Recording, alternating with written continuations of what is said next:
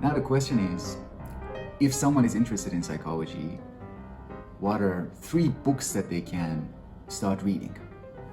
But I should begin my answer by saying that these are not self-help books.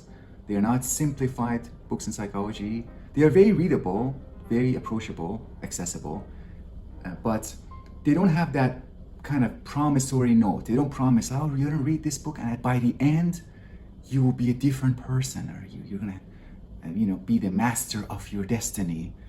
The kind of marketing, very aggressive marketing and exaggerated claims that we see in most of self-help books, the self-help industry, and it is almost always incorrect. To my knowledge, it is always incorrect, because to make their claims attractive, they have to exaggerate.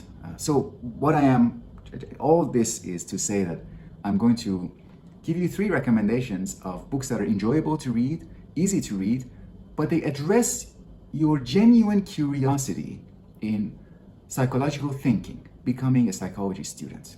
Now, I'm going to begin with a book of autobiography. So this is a very interesting collection of writings. It is called History of Psychology in Autobiography. This version of this volume, it's a series of books, but this particular volume was published in 2009, and it is edited by Leonard Moss, if I'm not mistaken in the name of the editor. Included in that volume are chapters by Kurt Danziger and Amadio Giorgi. And in fact, every author of each chapter is written by a different author, and every author shares in common the status of being on the margins of the mainstream of psychology. So they, for the most part, disagree with how psychology is being done, the science of psychology, experimentation and quantification. So when you read History of Psychology in Autobiography, you get to hear about the person's life, how they grew up, how they were educated, how they became interested, as they remember, how they became interested in psychology, and the way in which they became interested in psychology, and how each interest in psychology can have a different personal flavor. So for that reason, it is also important to read it. It is useful and enlightening for multiple reasons. Reason of a personal, you hear about a personal journey, read about a personal journey, personal education, a perspective, and the conflict between that particular perspective and the majority of the discipline of psychology. So that's the first one, History of Psychology in Autobiography, the volume that is published in 2009, edited by Moss, including chapters by Danziger and Giorgi. 2 other books, one of them is by Michael Billig, The Hidden Roots of Critical Psychology. This is an amazing book.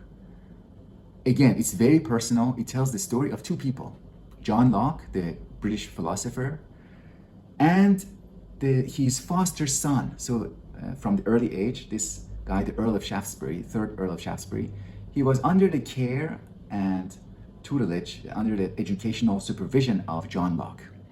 And how these 2 had a very particular relationship, how John Locke ends up being the forefather, the grandfather, forerunner of the contemporary psychology, how he wanted to describe the mind in a way that is based on atoms, psychological building blocks. So let's break down psychology into its elementary components. That's the Lockean approach. And how the Shaftesbury, the 3rd Earl of Shaftesbury, how even though these 2 characters loved each other, how Shaftesbury, even though he loved John Locke, but he disagreed with him, and that disagreement was so fundamental and so important.